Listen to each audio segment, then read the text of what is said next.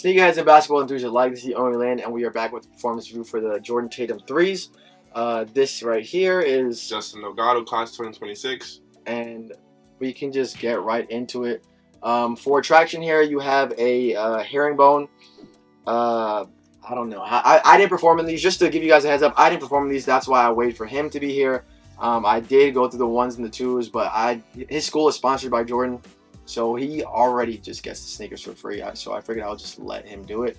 But he took forever to do it. So here we are. But how do you think the traction performed? It's performed pretty well. It's not bad. It's a good indoor-outdoor sneaker. You know, it doesn't really get that much dust on it. When it does, one wipe will be good. I give it like a solid 9 out of 10 for traction. A 9 out of 10? Yeah. A 9 out of 10 is like real high. Like real high. Like I'm gonna tell you, like 9 to 10 is like where I put like some of the best traction ever. Like 10 is obviously like absolutely perfect, and then 9 is like super high. I'm trying to think what's there. Maybe like the 10. Honestly, I might have the. I don't remember what I give the Tatum 1. The Tatum 1's pretty high up there. Maybe that's like an 8, 8.5. The KD 12s, those are probably like a 9, 10. The Jordan 20, what were we talking about? The Jordan 28s? That's what we were talking about earlier? Yeah. That's probably like a 9, 10. You feel like it's one of the best tractions you've ever used? Yeah, bro. These in the 38s, I think it is. Alright. So moving on up like we usually do, we can go right into cushioning. For cushioning, you have a Cushion 3.0, and then in the forefoot you have a Zoom airbag. And I guess the concept that they had with the Zoom bag was, let me just get that correctly. It was supposed to fight flex so that your forefoot doesn't flex so much. And then it says reduces bending stiffness. I don't know who gets stiffness for bending. Pause if that needs a pause. But that was the concept, I guess, for the cushioning. How do you? I feel like the cushioning is pretty solid. It's not bad. You know, I'm a high flyer, so cushioning is a lot. So when I come down, it don't really hurt. It feels pretty sore, you know. You're a high flyer? High flyer. The difference between obviously me and him is he's a little bit bigger. I'm 6 foot, like 170, 175, and you're 6'6", 210. Why did you say it like that? Like what? 6'6", 2. I'm 6'6", 210. 6'6", 210. I feel, are you clip farming? I feel like I'm like trying to clip farm. You're not clip farming? Alright. Whatever. Anyways, yeah, so he would feel cushioning a little bit more than I do. Based off weight. It's all body type, right? Body type wise, right? I'm a little bit, you would consider me a little bit of a smaller guard. He's a big guard, if not a forward, right? A small forward. So the sneaker just performs differently for different people. So moving on up, we can talk about material and lockdown and just like the rest of the stuff that the upper comprises of. If you can look at the sneaker, I can give you guys close-ups, but this sneaker's kind of beat, I'm gonna be honest. You guys know I usually put 24 hours into my sneakers. He's put way more into these. Full season. A full season. So that includes practice and all the above. So it's just got a lot of wear on it. You're talking about it has ripstop on here, and then I guess they did some type of innovation where they had a bunch of athletes come in and decide like where you would need stiffer materials on there. So that's why you have like the different segments of the materials there. And that's just another one of those innovations. That's obviously Nike and Jordan just pushing innovation a little bit further. But of course, that you have to think about how that impacts with the laces and the tongue. So how do you feel the lockdown and like the material was just in general? The material is not bad. I feel like it doesn't take much to break in. I mean, once you put your foot in, it's like, I feel like it molds. You're good to go. Yeah, it molds to your foot fast. It doesn't really hurt breaking it in. It's a great shoe, I'm not gonna lie. Material wise, it's pretty good.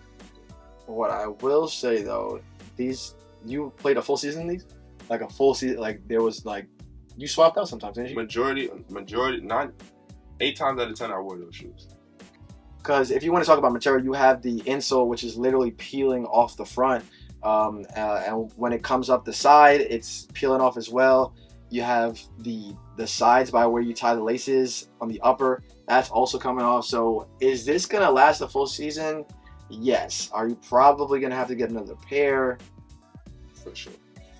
Probably for sure. I mean, these are still wearable. If you look at the traction, you look at the traction, these are definitely still wearable. As opposed to like if you look at, I have a Tatum 1 here, but like this isn't a worn Tatum 1. I've only worn these I think once or twice, but you can already see like wear on the heel, and that was obviously one of the main issues with the Tatum 1 is that the material on the outsole, it just wore out really quickly. Whatever they did to the 3s, I don't remember much about the 2s because I hated the 2s. But whatever they did to the 3s, it was clearly a big difference because he played a full season in those, and that was outside and inside, correct? Yep. And you don't have much wear on that at all. Do you remember the 2s? Yeah, I remember when. You like the 2s? I didn't really like them. Not as much as I like the 3s, but they were a solid shoe. Pretty comfortable. I don't know. This part right here, I don't know what this is called. This part right here, it's like a little tight on my foot, so I don't like it that much. I'm pretty sure, if I'm not mistaken, that it was these shoes that I injured my foot in because it was too tight. They kind of kept the same concept there, but I guess you said they loosened it. Like you feel like it's a little looser on that side, right? On the medial portion, just to be specific. Right here, they made it like a little like they can't see you. Right here, they made it a little like a stretchy material. That's what the brand people were telling us about, how the 2s are different degrees. Forgot you when you spoke to them, right? Yeah, they told me that this part right here, they made it because they had a lot of complaints about that part right there, but they made this a little like more flexible people's foot. So yeah, you have more insight than I do. I forgot that when you spoke to like the Jordan Brand people, right? Because like they went and they brought your school to like the Jordan Brand facility in the city. We live in New York, so he went to the facility in New York, and you spoke to them and sat down with them, right? Yeah. So lastly, we could talk about support and stability. I think the support and stability is not bad. When you tie the shoe, it stays pretty tight. You know, the only problem I do have with it is that sometimes like I'll get little tweaks on my ankle because like this one cushion right here, like if you try to do a certain move on your tippy toe, it will like give you a little tweak, but not nothing crazy, obviously. Not that much ankle support, but other than that, it's pretty solid. I give support and stability about like 7 out of 10. And I didn't perform it, so I got nothing to say. 7 like, out of 10. that's how you feel about him. That's how you feel. It's not bad. Yeah, 7 out of 10. All right, so sum it all up. How do you feel about like the whole sneaker? How the whole thing performs like as a total? As a total, I would give this shoe an overall of about. Damn, I'll give it like a 7. Nah, I'll give it an 8 out of 10. This is a pretty solid shoe. I'll definitely get another pair of these. Definitely give it an 8 out of 10. If you would get another pair, I would say then that's a solid rating, because there's not many sneakers, I'm gonna be honest, that I test that I'm gonna go get another pair of. I rarely do. There's very few sneakers that I actually do have multiple pairs of, like performance wise. The Tatum ones. I got another pair of Books that I haven't worn yet. I have another pair of something else. I don't remember what it is. Obviously, I have a ton of Kobe's. Those I'll have multiple pairs of. But there's like only certain sneakers that I want to go and get more of, because at this time in performance sneakers, like good performers, once they sell out, you're gonna pay like a premium to get them now. We were just looking at what was the Soldier 10s? Yeah. How much were the Soldier 10s running for? It's like an average of like 350, 300.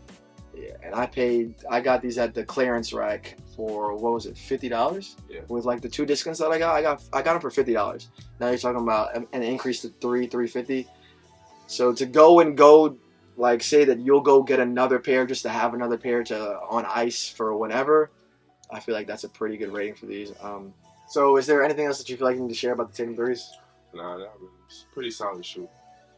So thank you guys for watching. Do me a favor, the like button, subscribe button if you like what you've seen before or you like what you've seen today. And once again, I need you guys to smash that like button. Thank you guys for watching. This is the only end, and we're out here.